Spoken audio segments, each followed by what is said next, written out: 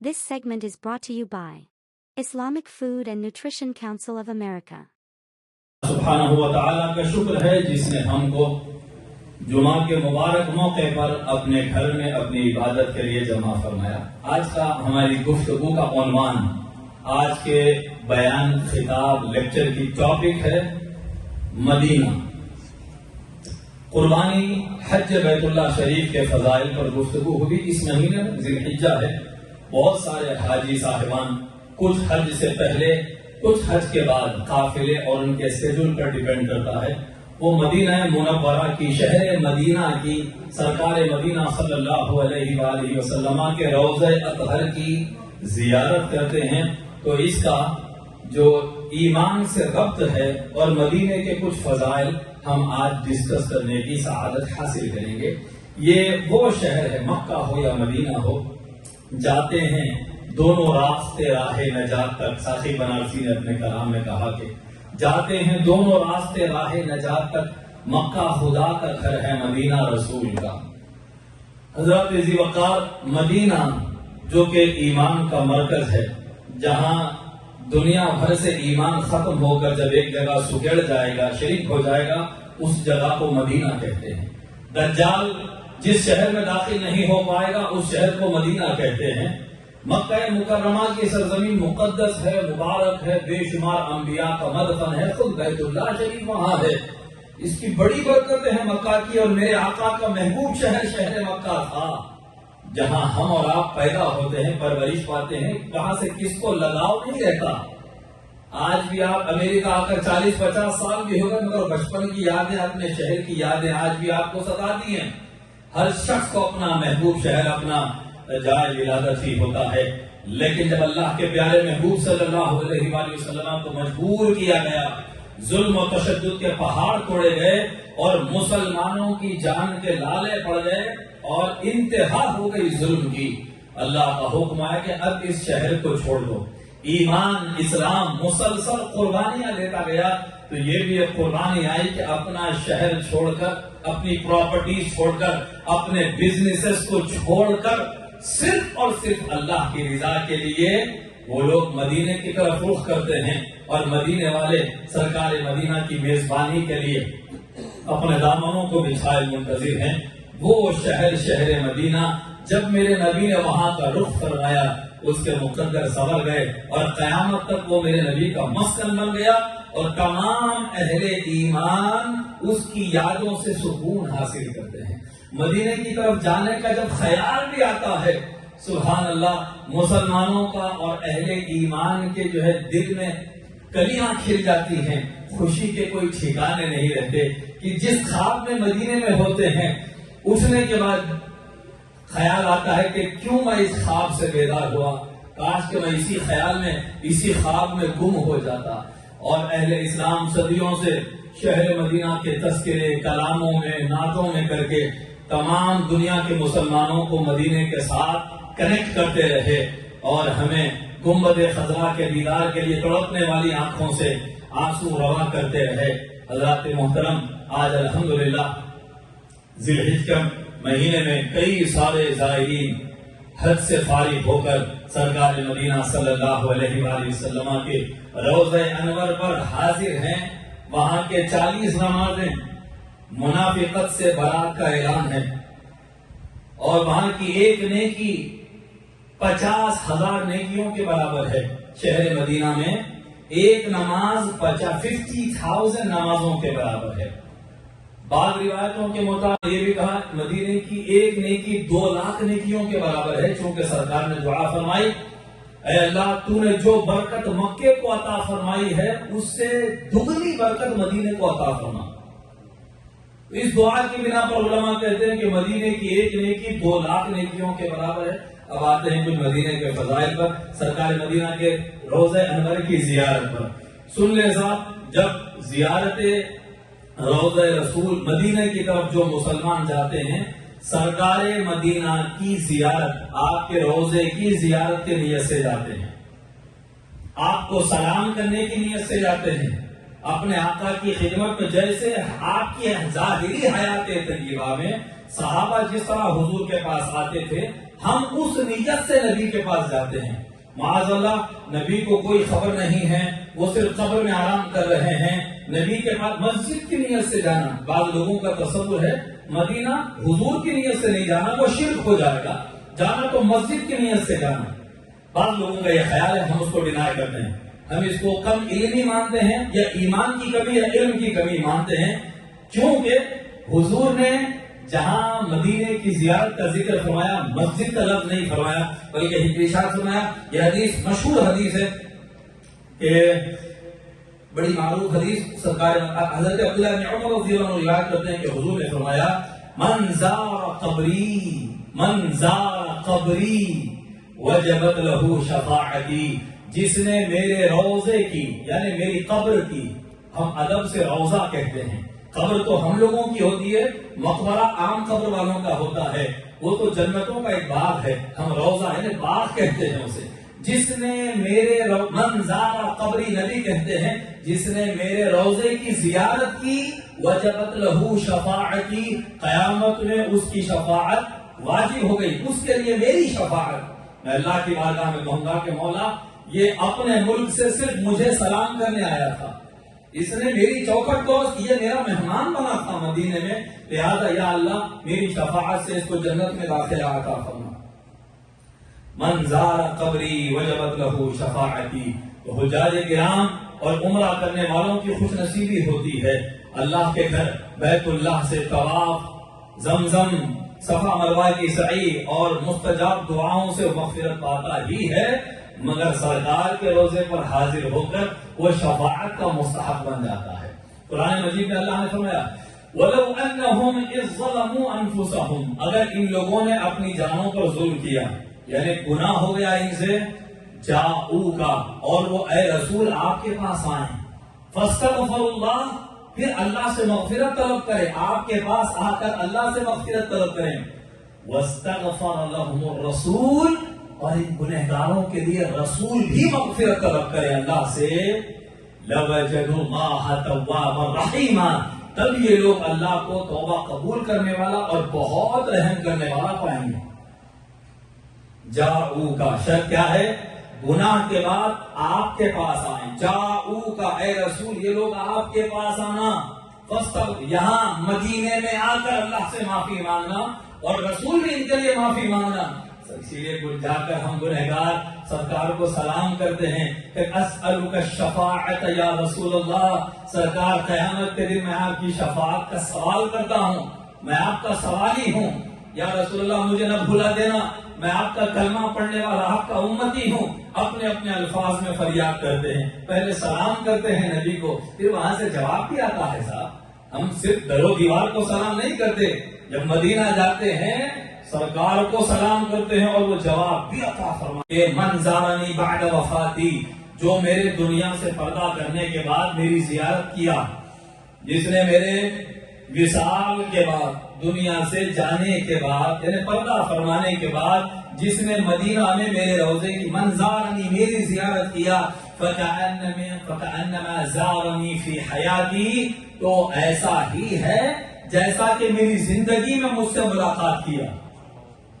سبحان اللہ سبحان اللہ. حضرات محترم, پتا چلا کہ سرکار کے روضے پر مدینے میں در و دیوار کی نیت سے نہیں جانا, علماء بزرگوں نے اہل دل نے سکھایا وہاں ایسے جانا کہ دل ہتھیلی میں لے کے جانا, سانسیں بھی ادب سے لینا.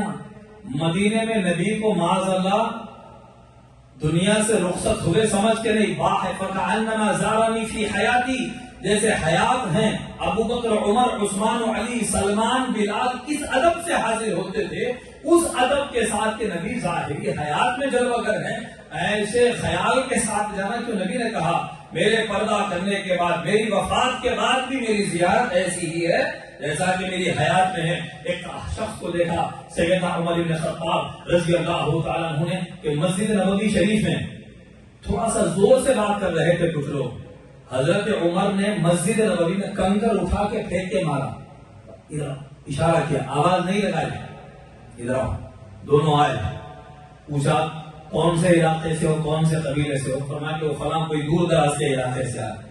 حضرت عمر نے فرمایا اگر تم لوگ یہیں کے ہوتے تو کوڑے مارتا تھا، تم لوگوں کو سزا دیتا تھا. کیا تم نے قرآن نہیں پڑھا؟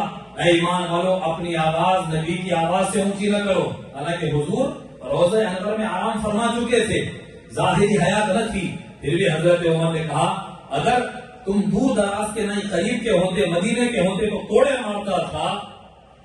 قرآن کی آیت نہیں پڑھی اپنی آواز نبی کی آواز سے بلند نہ کرو. نبی کی ظاہری حیات میں جو ادب ہے بعد وفات بھی وہی ادب ہے نبی کا. وہاں آج بھی آواز اونچی نہیں کی جاتی. ادب کا ہیست زیر آسماں از عرش نازک کر، نفس گم کرتا می آیت جنید و بایزید جا. یہ وہ دربار ہے جہاں بڑے سے بڑے شہنشاہ اپنے تاج اتار کے سوالی اور بھکاری بن کر جاتے ہیں. کائنات میں کوئی دربار ایسا نہ تھا. عروہ بن مسعود کا بیان ہے جب وہ کافروں کے ساتھ تھے، جنگ سے پہلے ان کو ڈیلیگیشن میں بھیجا گیا تھا مسلمانوں سے ڈسکس کرنے کے لیے، تو جو آئے آ کر اپنا آبزرویشن اپنے ساتھیوں کو سنایا کہ اے میرے ساتھیوں سنو، میں قیصر و کسریٰ روم پرشین امپائر کے کنگز کے پاس وزٹ کیا ہوں، مگر وہاں پر مجھے وہ رعب نظر نہیں آیا جو رعب، جو ادب مجھے محمد صلی اللہ علیہ وآلہ وسلم کے ساتھیوں میں نظر آیا. ان کے اصحاب جو ادب کرتے ہیں وہ دنیا کے کسی بادشاہ کا ادب نہیں ہوتا. اللہ سبحانہ و تعالیٰ نے نبی کریم صلی اللہ علیہ وآلہ وسلم کو وہ رعب اس وقت سے لے کر قیامت تک عطا فرما دیا کہ حضور کے دربار میں ادب کے ساتھ تھا. پھر ادب پر کیا ہے؟ اجرت بھی ہے، جزا بھی ہے. اللہ کیا فرماتے ہیں؟ ان الذين يغضون اصواتهم عند رسول الله اولئك الذين امتحن الله قلوبهم للتقوى. جو لوگ اپنی آواز رسول اللہ کے پاس پست رکھتے ہیں، ادب کے ساتھ ریسپیکٹ میں دھیمی آواز رکھتے ہیں، ان کے دلوں کو اللہ نے تقوی کے لیے چن لیا ہے. قلوبهم للتقوى.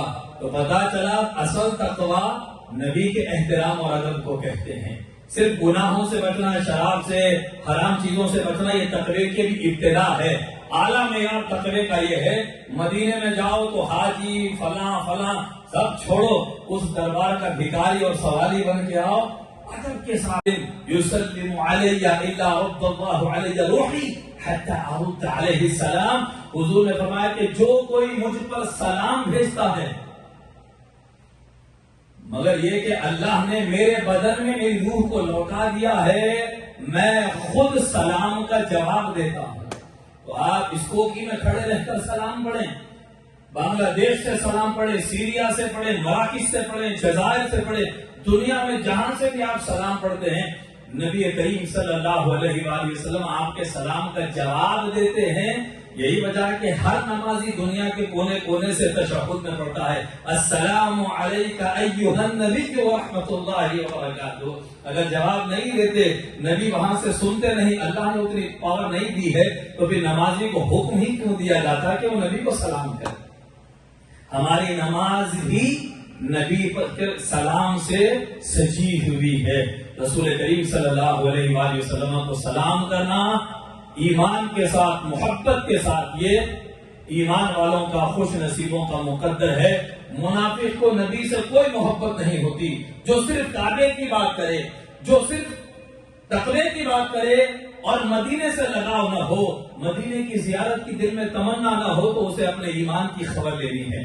یا تو شیطان نے اسے بہکا دیا ہے، علم کے چکر میں آ کے گمراہ ہوا ہے، یا کسی صحبت نے اسے بگاڑ دیا ہے. ایمان نام ہے اللہ رسول کی محبت کا. مکہ مدینہ یہ دو الگ مقامات نہیں ہیں.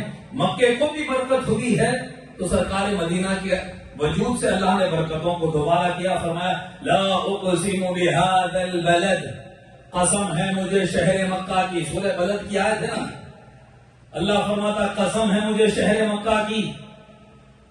اس لیے وَأَنْتَ حِلٌّ بِهَذَا الْبَلَدِ، اے رسول آپ اس شہر میں ہیں، اسی لیے شہر کی قسم ہے مجھے. حالانکہ اس شہر میں کیا کیا نہیں ہے، اللہ کا گھر ہے، زمزم ہے، صفا مروہ ہے، باب حجر جنتی پتھر ہے، مینا کی وادیاں ہیں، عرفات کا میدان ہے، وہ بے شمار مقدسات ہے. اس کے باوجود اللہ سبحانہ و تعالیٰ نے اپنی سب سے بڑی نشانی کا ذکر کیا. فرمایا اے رسول آپ اس شہر میں ہیں، اس شہر مکہ کی مجھے قسم ہے۔ سبحان اللہ۔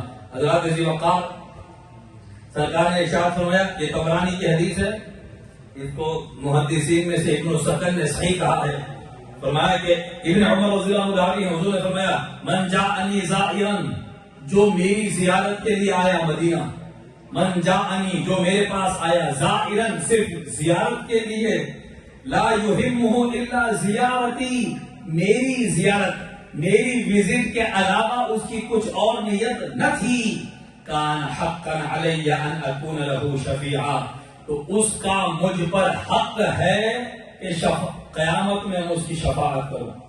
سبحان اللہ سبحان اللہ۔ اب دو باتوں پر غور کریں، ایک ہے اللہ کے گھر کا حج، حج کرنے سے سارے گناہ معاف ہو جاتے ہیں، ٹھیک ہے۔ حج پاسٹ کے گناہوں کی گارنٹی لیتا ہے، اگر قبول ہو گیا پچھلے گناہ معاف، فیوچر کی گارنٹی نہیں، فیوچر مستقبل کیسا ہوگا آپ کو کوشش کرنی ہے۔ مکے کی وزٹ آپ کو یہ سعادت دے رہی ہے کہ پچھلے سارے گناہ معاف، فیوچر نو گارنٹی، اللہ کا فضل ہو تو ٹھیک، ورنہ آپ کی کوئی گارنٹی نہیں ہے۔ مدینے کی زیارت فیوچر کی گارنٹی دے رہی ہے، کہیں سبحان اللہ۔ سرکار مدینہ کے دربار میں جو حاضر ہو گیا، نبی کہتے ہیں صرف میری زیارت کے لیے آیا، کوئی اور نیت نہ تھی، تو میں اس کا مجھ پر حق ہے، کرتا ہوں میں کہ وہ قیامت کے دن میں اس کی شفاعت کروں گا، قرض نہیں ہے، مجھ پر حق ہے اس کا کہ میں بروز محشر اس کی شفاعت کروں گا۔ اور حضور نے یہ بھی فرمایا، طیبہ کے والی، سارے نبی تیرے در کے سوالی، یہ ایسے اشعار پڑھے جاتے ہیں، اس پر کبھی ہم نے گفتگو کی تھی، اور کیا کہا کہ بھر دو چولی میری یا محمد، یہ برسوں سے ایک نعتوں میں کہیں نہ کہیں کچھ آتا ہے، تو وہ یہ جو طریقے ہیں صحابہ کے واقعات سے اشعار کو کسی نہ کسی واقعے سے ربط دے کر لکھ دیے جاتے ہیں، مگر آپ 1400 برس سے نعتوں میں، اشعار میں جتنی تعریف مدینے کی آپ سنیں گے، اتنی تعریف کسی اور شہر کی آپ کو دنیا میں نہیں ملتی ہے۔ مکہ بھی مقدس ہے، میں کنکلوڈ کر رہا ہوں، مکہ سے بھی اہل اسلام کو بے پناہ محبت ہے، مگر مکے کا مقام جدا ہے، مدینے سے قلب کا تعلق ہے، وہ اس لیے کہ سیدنا عمر بن خطاب نے بھی دعا کی، اللہم ارزقنی شہادتا فی سبیلک واجعل موتی فی بلد رسولک، اے اللہ مجھے شہادت کی موت دے اور تیرے رسول کے شہر میں مدفن قبر عطا فرما۔ مدینے میں دفن ہونے کی دعا حضرت عمر نے کی، کس لیے؟ کیا مکے کی تمنا نہیں کر سکتے تھے؟ وہ بھی تو مکے میں پیدا ہوئے تھے۔ تو حضرت عمر کہیں گے، لوگوں مکہ عبادتوں کا سینٹر ہے، مدینہ محبتوں کا سینٹر ہے۔ حضرت انس کہتے ہیں کہ جب نبی نے مکے کو چھوڑا، مدینے کی طرف گئے، مکے کی ہر چیز کی رونق ختم ہو گئی، جب مدینے میں آئے تو مدینے کا ذرہ ذرہ نور والا بن گیا۔